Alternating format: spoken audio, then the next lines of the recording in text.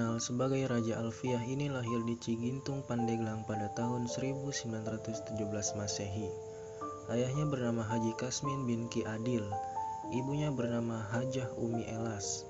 Sebelum ke Kadukawang, setelah menikah beliau tinggal di kampung istrinya di Kadubuluh, tempat 500 meter ke arah selatan Kadukawang, dan mempunyai anak satu yaitu Kiai Haji Encep Fatoni almarhum. Sepeninggal istri pertamanya, beliau menikah dengan ibu dan pindah membuka tempat di lahan kosong yang asalnya kampung Babakan atau tidak berpenghuni, yang seterusnya disebut Kadukawang Pesantren.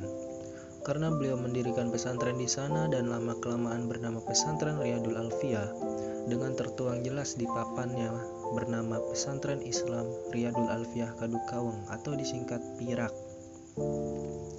Penamaan Riyadul Alfiah disesuaikan dengan kekhususan pelajaran yang dikaji di pesantren ini, yaitu Kitab Alfiah, membahas tentang ilmu alat bahasa Arab karangan Syekh Jamaluddin Muhammad bin Abdullah bin Malik, yang gelaran masyhurnya adalah Ibnu Malik. Adapun nama Riyad yang artinya taman, orang menyebutnya kebon, dan sesuai dengan tempat yang baru dibuka yaitu Ngababakan, karena asal tempat itu berupa tempat yang belum berpenghuni dikelilingi banyak sawah setelah sepeninggal istri pertamanya bermukim di Kadubuluh. Selain Kitab Alfiah yang dimuhid secara periodik, bila tamat maka kembali dari awal, begitu seterusnya, tiada henti yang dikaji dan diajarkan tiap harinya. Banyak fan ilmu yang juga diajarkan, terutama fan ilmu mantik, yaitu sebuah cabang ilmu yang mempelajari tentang bagaimana cara berpikir yang tepat sehingga melahirkan kesimpulan yang tepat pula. Di pesantren ini keistimewaannya dalam pengajaran isi Kitab Alfiah. Mama menggunakan syarah Kitab Alfiah dari Kitab Alfiah Maimunah. Isi yang terkandung di dalamnya mencakup berbagai disiplin ilmu, mulai dari fan tauhid, fan fikih, dan bidang tasawuf. Juga di dalamnya banyak mengandung ilmu hikam, kata-kata mutiara penuh nasihat. Namun kitab ini sedari tahun 90-an telah hilang, dipinjam seseorang yang tidak pernah kembali. Selain disiplin keilmuan yang diajarkan di pesantren, juga diselingi dengan ilmu bela diri, yaitu Cimande, Cikalong, dan berbagai ilmu kanuragan yang lainnya, sebagai pelatihan santri untuk berjiwa sehat jasmani dan sebagai persiapan nanti di kemudian hari bila terjun di masyarakat.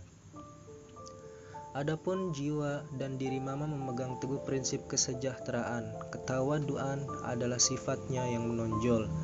Walau ia dikenal banyak memiliki kekayaan, tetapi hidupnya begitu sederhana. Di sela-sela mengajar ngaji para santri, beliau selalu menyempatkan diri pergi ke sawah untuk mencangkul. Sawahnya begitu luas, membentang dari ujung ke ujung. Saking luasnya dan banyak sawah kepunyaan Mama, beliau sudah tidak diperkenankan lagi membeli sawah oleh pemerintah atas nama dirinya karena sawahnya telah berjumlah ratusan hektar. Adapun sebutan untuk beliau adalah Mama, yang berartikan salah satu gelar orang yang mumpuni dalam keilmuan. Namun beliau enggan disebut Mama, beliau hanya menamakan diri dengan sebutan Akang atau makna kakak dalam bahasa Sunda. Begitulah sosok yang penuh ketawaduan dalam peri kehidupan sehari-hari. Betapa tidak, hingga setelah mempunyai murid banyak pun beliau tidak gila hormat. Pernah satu kejadian di mana ada seorang santri yang mau mesantren ke Kadukawang, menggunakan jasa Mama yang disuruh membawa barang-barangnya. Sebagaimana biasa, setelah sholat subuh Mama mencangkul di sawah sampai menjelang waktu dimulainya pengajian di majelis sekitar pukul 7 pagi. Seorang santri itu membawa banyak bingkisan di tengah perjalanan ke pesantren PIRAK.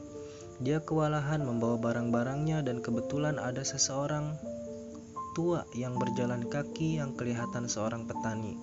Santri ini memang belum tahu di mana pesantrennya, dan dia bertanya kepada orang yang bahkan menitipkan barang bungkusannya agar dibawa ke pesantren.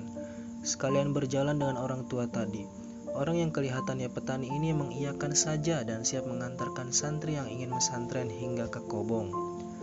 Sesampainya di depan majelis, orang itu berkata, "Saya hanya bisa antar sampai sini saja.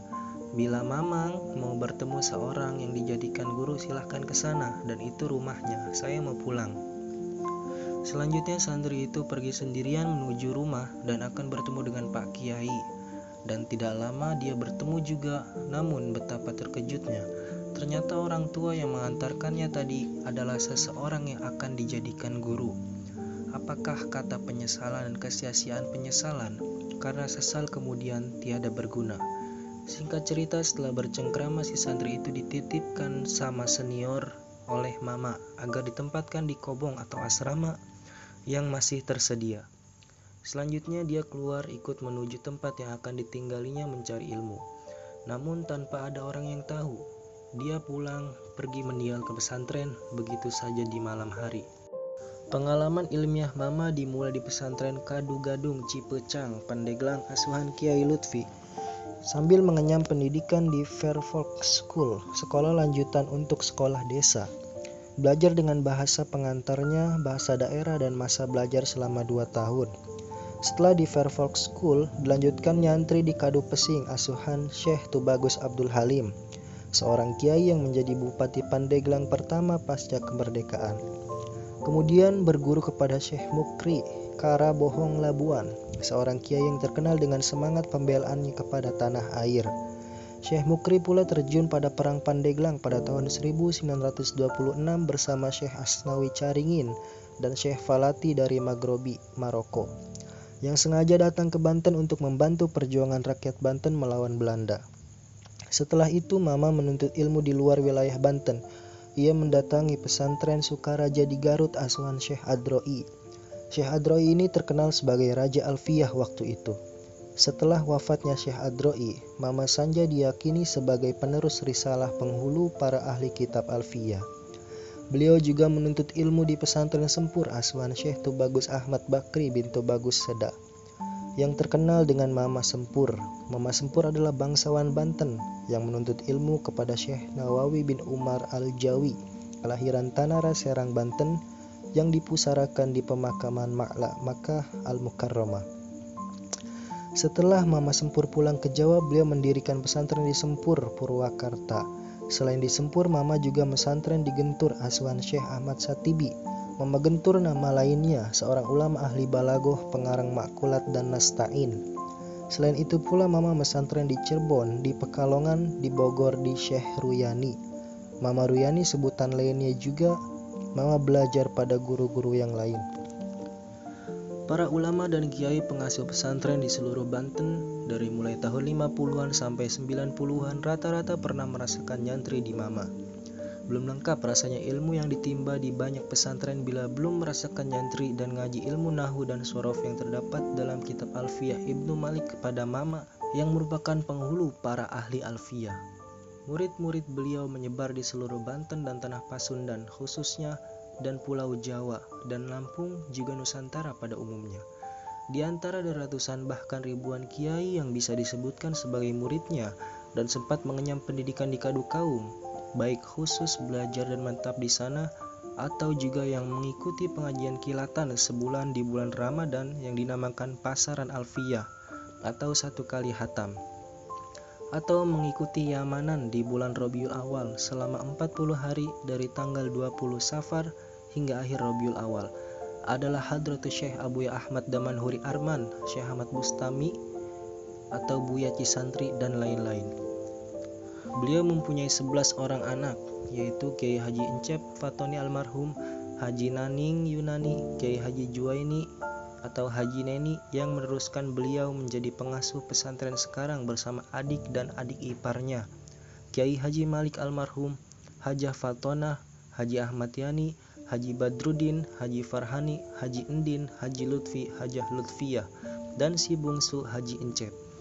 Penganut Thariqah Al-Qadariyah wa Naqsabandiyah ini kembali ke Rafiqul A'la dalam usia ke-82 tahun pada hari Minggu tanggal 25 Muharram 1420 Hijriah, bertepatan dengan 11 Mei 1990 Masehi.